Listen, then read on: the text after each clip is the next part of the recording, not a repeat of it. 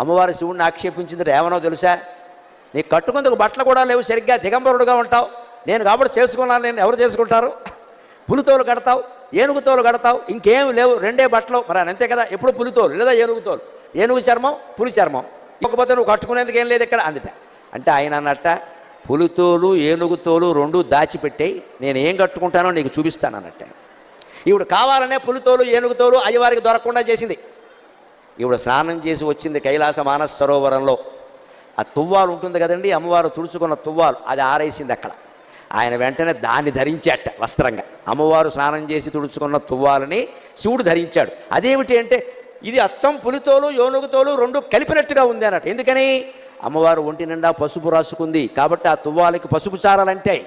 అమ్మవారు కస్తూరి తిలకం దిద్దుకుంది కాబట్టి కాటుక పెట్టుకుంది కాబట్టి నల్లటి చారలు కూడా అంటే నల్ల చారలు పసుపు చారలు ఉంటే పులితోలే కదా అన్నట్టు. అదండి శివుడు